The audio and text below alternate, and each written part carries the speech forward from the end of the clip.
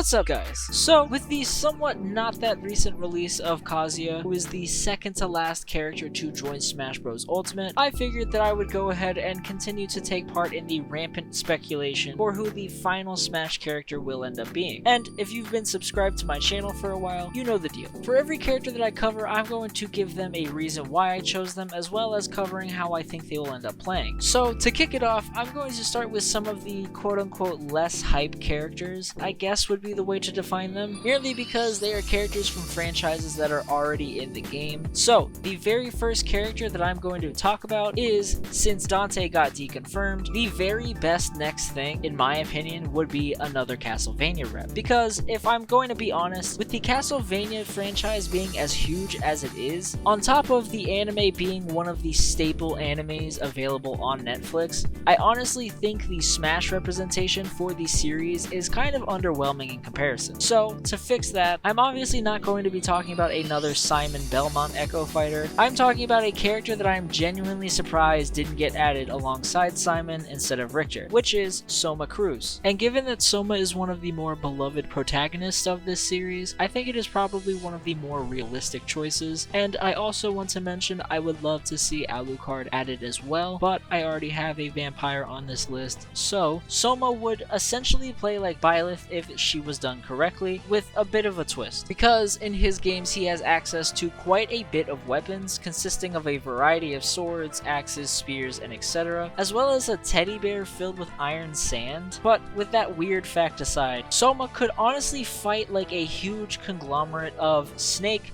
Marth, Ike, Simon, and Byleth. And honestly, with that amount of potential alone, I think it's definitely worth having him included. So if I was to choose how he would play personally, like I said earlier, ideally he would play like Byleth done correctly. And if you happen to have seen my video on why I don't think Sora will be included in Smash, you would know exactly what I mean by this. So the weapons Soma will have available to him are going to be Valmin Way, however you say the name of this great sword, Death's Scythe, and finally the Poseidon rifle. And with Soma, ideally you will be able to cycle through all 4 of these weapons with the down special. With Valmin Way, you would play pretty much like Marth, because though you can walk around with it while attacking, I think giving Steve's gimmick to another character would feel kind of weird, but that's just me. Now, for the Great Sword, he would play very similarly to Ike. He would hit slightly harder, and he would move also slightly slower, as well as having a lot of overhead attacks just like Ike, because that's exactly how the sword is used in the games it appears in. With Death's Scythe, it will be the slowest of all of the weapons, but also having some serious attack power. Basically, this weapon will give you the kill power of Pyra, but the speed of Ganondorf. Though it already is in the game, I don't think that it really matters all that much. I think I should also mention that a smash attack while at a high percentage will not instantly kill your opponent, because, you know, balancing. And the final weapon that is available to Soma is going to be the futuristic gun in his arsenal. Given that the rifle in Castlevania is extremely quick and powerful, it's going to be paired up with the Cestus, which is basically brass knuckles. And the only attacks that will purely be the Poseidon rifle will be the side special, which will be reminiscent of Fox and Falco's neutral special, but obviously a lot stronger. And speaking of neutral specials, Soma's will be the same regardless of the weapon that he uses, and it will be his power of dominance ability. Now, if you were unaware of the really weird lore for this character, he is essentially Dracula's reincarnation, and somewhere along the line, Soma's dormant ability was awakened, which gives him the ability to control souls of demons and other monsters. But the aspect of the ability I want to use are the tactical souls, which appear in different forms, being red, blue, yellow, and silver. And I'm honestly torn on whether it will act like Shulk's Monado arts, or if each color will coordinate to a specific weapon, since there are 4 of each. But either way, let's get right to it. The red bullet souls are an offensive type. I think the best one would be to give Soma a projectile reminiscent of Simon and Richter's Holy Water. Moving on to the blue guardian souls, it will be a combination of force field, which gives you a protective barrier that will reduce the amount of damage that Soma takes, and magic shield, which will reflect projectiles. The yellow enchanted souls will be a mix between Battle God's power and Devil's wisdom, which will increase the attack power and crit chance of Soma's attacks. And finally, the silver ability souls. It will give Soma a double jump and increase his movement speed for roughly 12 seconds. And And with all of that being said, we are moving on to the second character that I think definitely deserves to be included in Smash, which is a second Sonic rep. Now, given how long Sonic has been in Smash, and the fact that we have yet to get a second rep for this franchise, on top of being as huge as it is, though I'm not confident another Sonic rep will be the final character, I do think it would be well deserved. So honestly, there's a ton of characters from this franchise that I would love to see, from Tails, Espio, Blaze, and more. I honestly wanted to include Knuckles the most, especially with him and Idris Elba being the focus of the second Sonic movie, but he's both already in the game as an assist trophy and deconfirmed because of his Mii costume. And of course, Shadow is the second best choice, but given that he is literally already on everybody else's list, I decided that I wanted to choose someone that isn't such an obvious character. So honestly, the most unique choice, while still being a pretty well-known option, is probably going to be the biggest Sonic fan in the world, as well as his self-proclaimed girlfriend, Amy. Now, she would play pretty similar to Sonic, obviously, but with some key differences. For example, she will use her hammer for most of her smash attacks, as well as being a bit slower, but hitting significantly harder than Sonic. For her neutral special, she will swing in circles with her hammer to stir up a tornado that can be launched as a projectile. For her up special, while she stands on the ground, she will slam her hammer down on the ground to launch herself up, and it will deal damage to those around her, reminiscent of Wario's down B. And now for her taunts, because if you've seen some of my other Smash videos, then you would know that I love gimmicky taunts. So for one of them, it's pretty simple. It's her striking her signature pose, like most character taunts go. For another, she whips out one of her tarot cards to check how the fight will go. Depending on how many stocks she has left compared to her opponents, she will have a different response. And finally, for the gimmick taunt, it's literally just her talking to herself about Sonic for a few seconds, followed by her healing herself. I know it sounds ridiculous, but while I was doing research for her, I discovered that she literally can heal herself just from thinking about Sonic, and I honestly could not ignore that weird aspect of Amy. But to balance it out, Amy's taunt will take about as long as Kazuya's taunt attack, so it can't really be abused by spamming. And now, with that being said, we have all of the additional reps from returning franchises, so let's move on to the new additions. The first character from a brand new franchise in the game is going to be Hollow Knight. Now, honestly, like with the bigger, bulkier characters, another archetype of fighter that we haven't really seen much of on the two fighter passes are small boys, and I think a perfect character to add that fits that fighting archetype is the main protagonist of Hollow Knight. And with Silk Song still being in development and hopefully being released within the next year or so, I think Hollow Knight definitely has a pretty good chance to get some representation in Smash. And with the first game selling over 4 million copies, it definitely would be well deserved. Now, the moveset for the Knight would be pretty simplistic. It would share some moves with some other characters in the game, like having Link's signature up B, having a move that is essentially if Banjo's side B was charged, and its neutral special would either be the Vengeful Spirit spell if you tap on the button, or a blast of maggots that deal more damage the longer you hold it. I think the final smash for the Knight should definitely be reminiscent of two of the endings in the game, where a void entity appears in the place of the Knight and just wreaks absolute havoc on every single opponent on the map. And some alternate skins that I would love to see the Knight have are one with a black shell and white eyes that would be reminiscent of its shade form, the shell taking the appearance of the siblings, and finally an alternate skin reminiscent of Hornet, and one with Hornet's shell also being in all black with white eyes. Next up is Crash, but I covered him extensively in my last prediction video, and I have a feeling that this video is already going to be way too long, so go check it out if you want to see my thoughts on why Crash should be in Smash. Now we move on to character number 5, which is going to be 2B. Now, personally, I have never touched a Nier game, but given how much I see her on the internet, and the fact that she is in the top 10 most wanted characters for Smash in both Japan and the US, I think her popularity alone deserves her a spot in Smash. Now, to be honest, I think she would probably end up being an extremely toned down version of her inclusion in Soul Calibur 6, and given how fast she is, she would probably be somewhere between Mithra and Sheik in terms of speed and power. And if you're paying attention to the gameplay that's going on in the background, you are absolutely out of your mind if you think that I have any idea what to do for her moveset. So I am only going to be covering one move for 2B. So I think she definitely should be able to pull off her self-destruct, but I'm torn on whether it should be an extremely long input for her down B, with her sacrificing like 40% health or something to do a ton of damage to her opponents, or to be her final smash Smash, but in all reality, she may actually be in the same boat as Mai from King of Fighters because, God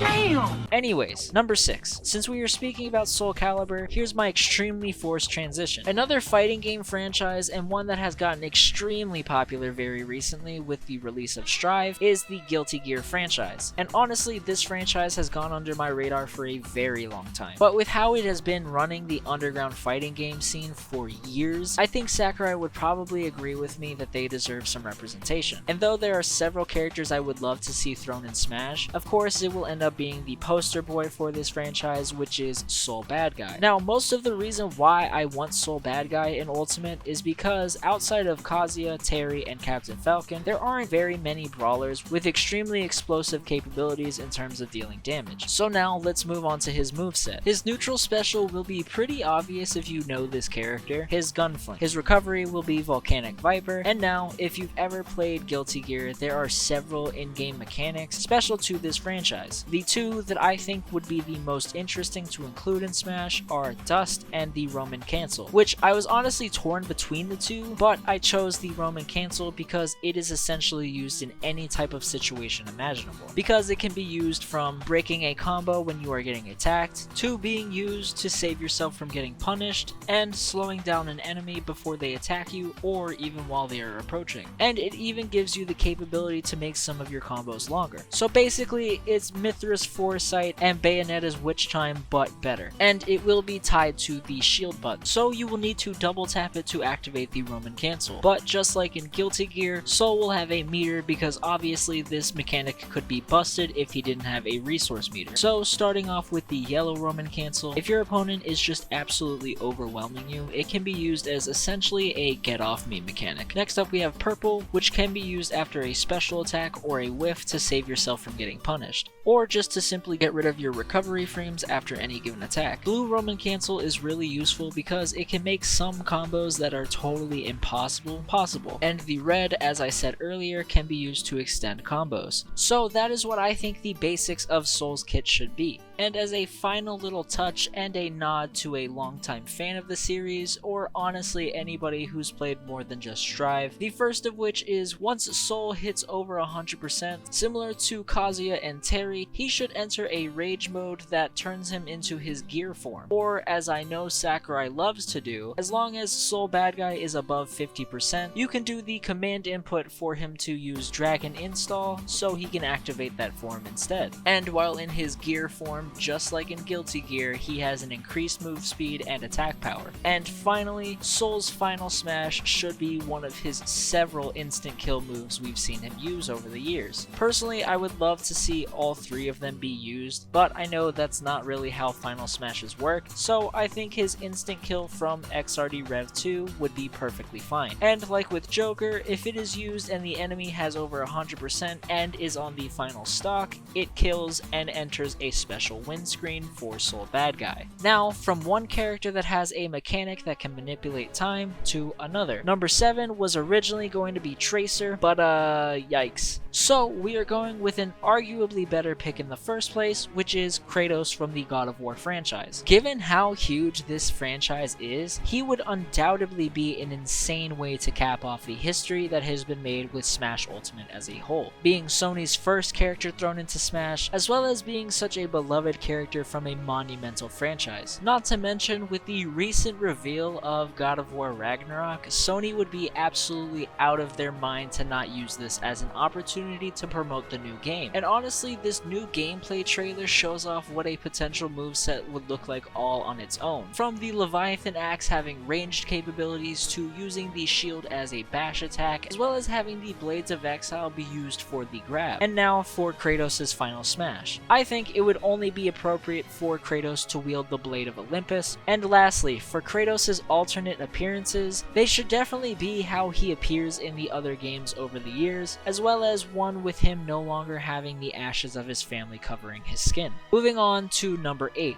Since Shantae has been deconfirmed with the release of Kazuya, and she was essentially the face of indie games, I figured that I'll talk about a potential replacement for Shantae, which honestly could be a handful of characters, but but a personal favorite of mine and an extremely prominent face of 2D indie platforming games is Madeline from my favorite indie game, Celeste. Given that Celeste is another extremely popular indie game, I think she would be a fantastic choice, because there's some interesting potential for her moveset. She could either be a tag team-esque character, like the Ice Climbers, or even Rosalina and Luma, with her alter ego of sorts, Madeline being her other half. Now honestly, I think there's merit for Madeline to be a mix between Nana and Luma, and what I mean by that is for the player to be able to have her move a distance away from your character, like Luma, and also be able to deal some damage all on her own while mimicking you, like Nana. But also, since her damage output would ideally be more than Madeline's, also like Nana, she would stay gone for the rest of your stock should she be defeated by an opponent. Her up special will involve her using the floating crystal of the game, so she is able to air dash higher, and using this mechanic of the game to add some extra oomph with her smash attacks. I think the final smash could be similar to Yoshi's final smash, but the key difference is it's actually good, and it will be where Madeline will summon Madeline, and Madeline will make several clones of herself and deal massive amounts of damage. And with the final hit from Madeline, similar to Sephiroth's final smash, the opponent will be hit with a randomly generated status effect. Moving on to number 9, which is probably one of the most requested characters in gaming history for Smash, and honestly probably the most requested one on this list, is the legendary lawyer Phoenix Wright. I think given the popularity of this character alone, he definitely deserves to be thrown into Smash, but now with the release of Great Ace Attorney's Chronicles back in July, I think that Phoenix Wright, as well as Apollo Justice, and even Phoenix's ancestor Ryunosuke, definitely have a very much stronger chance of joining than they did in the past. Now honestly, in terms of moveset, the best thing that I can pull from is Phoenix's appearance in Marvel vs. Capcom 3, and honestly I have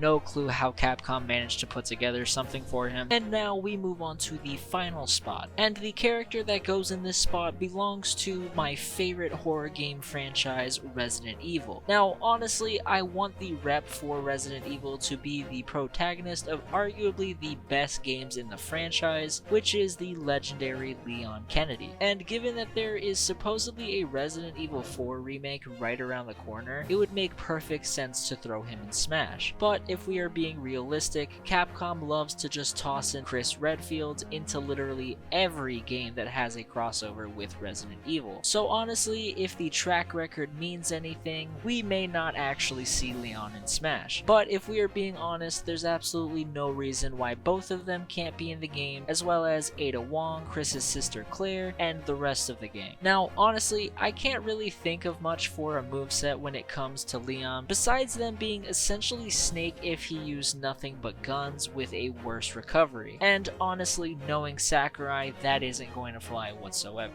So I had a thought. What if Sakurai actually did the unexpected by using just one more villain as the final rep? And of course there's the obvious choice, which is Nemesis. But just like with Chris, he's used for literally everything. And before I continue, obviously I would love if Nemesis would join Smash, but personally I think the only realistic option besides Leon would be the 8-foot waifu from Resident Evil Village that literally broke the internet for months, Lady Dimitrescu. Honestly, I would love for us to get just one absolute beast of a DLC character that plays similarly to Ganondorf, Ridley, or Bowser, and both of these two characters are pretty fantastic options to fill that role. But as I said, I think she's a lot more likely than Nemesis. So let's move on to her moveset. Obviously, we need to incorporate her claws, which could work as part of her neutral attack combo as the flurry, and also used as her forward smash attack. And I think a good gimmick to have for her is, since she is a vampire of sorts, whenever she grabs an opponent and attacks them, she can regenerate health. And obviously for her final smash, she will transform into her dragon form. But with that being said, that's the list of 10 characters that I think deserve the final spot in Smash the most. Let me know what you think in the comments down below, as well as what characters you think deserve the final spot that I left out. If you enjoyed the video, make sure to leave a like and subscribe. Thank you so much for watching, and hopefully I'll catch you in the next video.